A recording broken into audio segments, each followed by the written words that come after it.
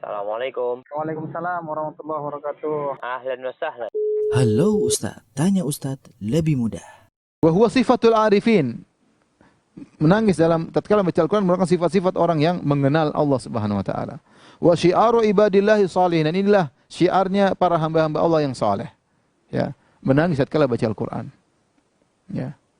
Ini betul-betul seorang berusaha memahami apa yang dia baca dan merenungkan apa yang dia baca.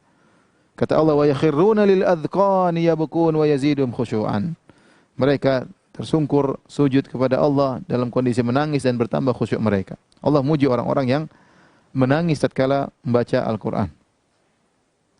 Dan hadis-hadis dan asar-asar dari salaf sangat banyak tentang hal ini. Di antaranya hadis dari Nabi SAW, Iqra'ul Qur'an wabku, bacalah Al-Quran dan menangislah. Fa illam tabku fatabakau. Kalau kalian tidak bisa menangis, maka berusahalah untuk menangis. Itu sambil mengisak-ngisakkan, ya. Dalam rangka untuk terbiasa, bisa khusyuk, bisa menghayati sambil tatkala seorang baca sendirian, maka dia berusaha untuk seakan-akan dia sedang menangis. Kemudian dari Umar bin Khattab radhiyallahu ta'ala anhu, suatu hari Umar bin Khattab salat subuh jadi imam. Faqara'a surat Yusuf. Maka dia membaca surat Yusuf. Fabaka, maka Umar pun menangis tatkala jadi membaca surat Yusuf. Hatta salat dumu'u ala turquwatihi, sampai akhirnya air mata mengalir sampai di tulang selangkangnya. Wa fi riwayatin, dalam riwayat yang lain, annahu kana fi salatil isya. Itu beliau sedang salat isya. Fa yadullu ala takrurihi minhu, yaitu Umar sering menangis terkadang dalam salat subuh, terkadang dalam salat isya. Ini Umar bin Khattab yang terkenal hebat, yang terkenal tegas, ya. Ternyata dalam salat lembut, menangis dalam salatnya.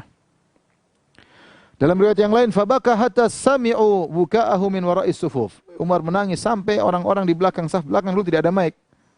Tidak ada mikrofon, mereka mendengar tangisan isakan Umar bin Khattab radhiyallahu taala anhu. Kemudian juga dari Abi Raja, beliau berkata, "Ra'aitu Ibnu Abbasin, aku melihat Ibnu Abbas radhiyallahu anhuma, wa tahta ainaihi mithlu syirakil bali minad dumu'." Dan di bawah matanya seperti ada tali sendal yang sudah usang, yaitu saking sering nangisnya, nampak mungkin warna hitam saking sering nangisnya, ya, matanya mungkin mengalami sesuatu sehingga kelihatan. Orang kalau nangis lihat di sini, ya, sering nangis ya. Maka tangisan, kenapa? Tangisan karena khusyuk dalam baca Al-Quran atau dalam salatnya. An Abi Saleh, beliau berkata, qadima nasun min ahli Yaman ala Abi Bakar As-Siddiq. Sekelompok orang dari negeri Yaman datang menemui Abu Bakar As-Siddiq. Faja'alu yaqra'una al-Qur'ana wa yabkun. Kemudian mereka baca Quran dan mereka menangis. Faqala Abu Bakar As-Siddiq, Abu Bakar As-Siddiq berkata, hakadha kunna, demikianlah kami kalau baca Al-Quran menangis. Dan Abu Bakar As-Siddiq ma'ruf, kalau salat jadi imam nangis. Ya, makanya waktu Nabi SAW sakit, kemudian Nabi suruh, muru Abu Bakrin fal yusalli bin nas. Kata Nabi SAW kepada istri-istrinya, suruh Abu Bakar jadi imam. Jadi imam menggantikan aku. Rasulullah sakit tidak bisa jadi imam. Maka Aisyah berkata, ya Rasulullah, Abu Bakar suka menangis dalam salatnya. Artinya nangis nanti suaranya kurang kedengaran dan yang lainnya. Jadi Abu Bakar terkenal suka menangis. Wa an Hisham qala rubbama sami'tu buka Muhammad bin Sirin fil lail wa huwa fis salat. Terkadang aku mendengar Muhammad bin Sirin salat malam sambil menangis. Dan asar-asar dari para salaf tentang ini sangat banyak, tidak mungkin kita kumpulkan di sini. Apa yang kami sebutkan ini mudah-mudahan sudah cukup, kata Imam Nawawi rahimahullah taala. Kemudian Imam Nawawi rahimahullah menukil perkataan Imam Abu Hamid Al-Ghazali rahimahullah taala. Beliau berkata, wal buka mustahabbun ma'al qiraah wa indaha.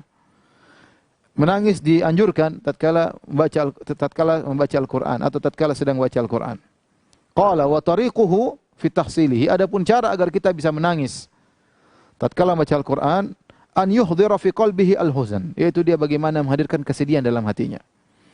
Bi an yata'ammala ma fihi min at-tahdid wal wa'id syadid. Caranya bagaimana agar dia bisa sedih? Dia renungkan tentang ancaman yang mengerikan dalam Al-Qur'an, tentang neraka, tentang yang mengerikan.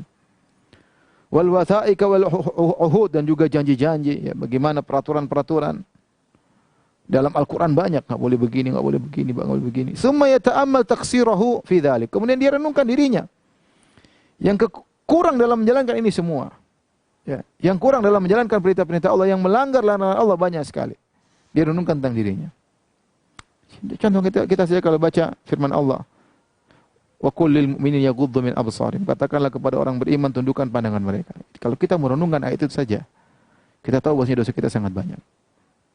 Kita renungkan, kita hayati, maka ini bisa menimbulkan kesedihan dalam hati kita.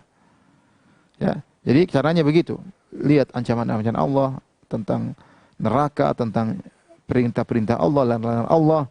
Thumma yata'ammal taqsirahu fi dzalik. Kemudian renungkan bagaimana dia tidak menjalankan ini semuanya. Fa in lam yahdhurhu huznun wa bukaun kama yahdhurul khawas. Kalau ternyata dia tidak bisa menghadirkan kesedihan dan dia tidak bisa menangis sebagaimana orang-orang spesial yang bisa melakukannya, falyabki ala faqdi dzalik. Maka dia menangis dirinya, kenapa saya tidak bisa seperti mereka? Fa innahu min a'zamil masaib. Karena tidak bisa menangis tatkala baca Al-Qur'an termasuk musibah yang besar. Kata Al-Imam Al-Ghazali rahimahullahu taala. Assalamualaikum. Waalaikumsalam warahmatullahi wabarakatuh. Ahlan wa sahlan. Halo Ustadz, tanya Ustadz lebih mudah.